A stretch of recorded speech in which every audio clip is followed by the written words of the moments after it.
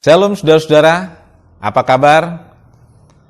Saya berharap semua dalam keadaan sehat-sehat, baik-baik saja dalam perlindungan dan pemeliharaan Tuhan.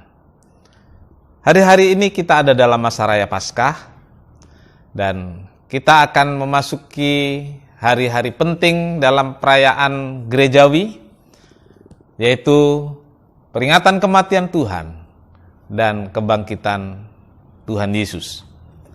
Saudara, sebelum Tuhan Yesus mati di salib, terlebih dulu Tuhan Yesus berdoa di Taman Getsemane.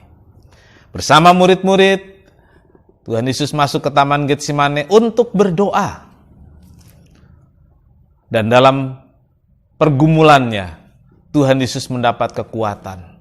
Tuhan Yesus mendapatkan semangat untuk bisa terus menjalani tugas mulia, yaitu melaksanakan kehendak Tuhan dengan memikul salib dan mati di Golgota. Saudara-saudaraku, doa di Getsemane itulah yang membuat Tuhan Yesus bisa kuat dan tabah menghadapi Golgota. Doa di Taman Getsemane itulah yang memampukan Yesus memikul salib yang berat itu untuk sampai di puncaknya dan mati di atasnya. Saudara-saudaraku, ada beberapa hal yang kita bisa dapatkan dari doa di Getsemane ini.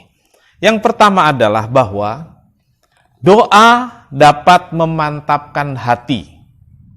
Saudara-saudaraku, doa itu memantapkan hati Tuhan Yesus untuk terus berjalan melaksanakan apa yang sudah jadi kehendak Tuhan. Saudaraku, Tuhan Yesus sedih dan gentar. Dia berkata sampai mau mati rasanya. Tuhan Yesus tahu bahwa salib itu sudah begitu dekat, sudah berada di depan mata, dan ia merasakan ketegangan yang amat sangat.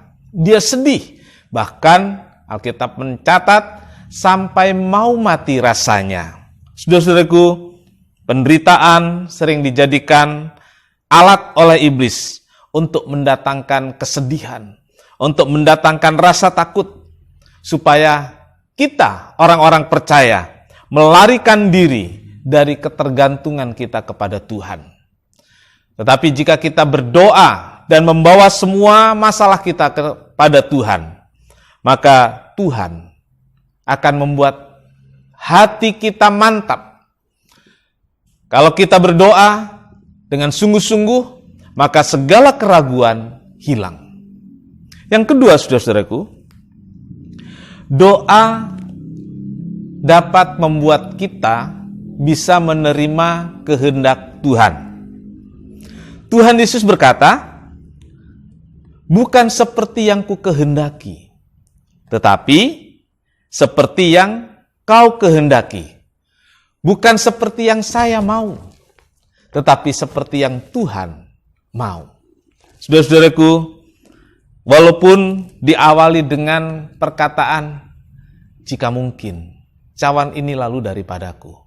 Ini bukan berarti Yesus menawar. Bukan berarti Yesus menolak. Yesus tahu bahwa salib adalah kehendak Allah. Karena hal itu berat baginya, maka Yesus ingin memastikan bahwa dia sanggup. Bukan menawar.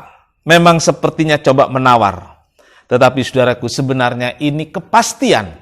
Dengan kata-kata yang Tuhan Yesus ucapkan, bukan seperti yang ku kehendaki, melainkan seperti yang kau kehendaki. Saudaraku, sebagai orang Kristen kita mungkin sulit melakukan kehendak Allah. Karena kehendak Allah itu bukan seperti yang kita inginkan. Kehendak Allah itu bukan seperti yang kita mau. Kita sering menolak, kita sering menawar, atau kita sering menunda melaksanakannya. Tetapi hari ini kita belajar dari Tuhan Yesus. Kita berdoa supaya Tuhan memberi kita kemampuan dan pemahaman untuk bisa mengerti kehendak Tuhan dan melaksanakannya. Yang ketiga, saudara-saudaraku, doa membuat kita kuat. Dalam ayat ini kita melihat Tuhan Yesus begitu yakin dan tidak ragu melaksanakan kehendak Bapa.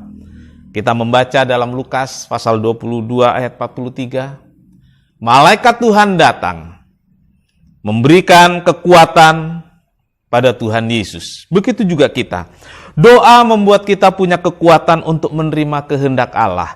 Doa membuat kita mempunyai kekuatan untuk bisa melaksanakan apa yang Tuhan mau. Saudaraku, saat kita berdoa, ada utusan Tuhan, yaitu malaikat Tuhan untuk saya dan saudara.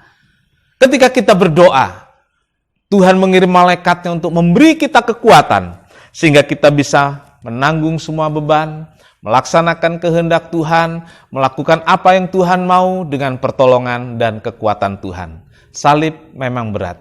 Hidup orang Kristen pikul salib, dan dengan memikul salib itu, kita memang tidak mampu, tetapi Tuhan pasti memberikan pertolongan. Jika kita mau masuk Getsemane, berdoa sungguh-sungguh, maka Tuhan pasti menolong kita. Amin. Tuhan Yesus memberkati.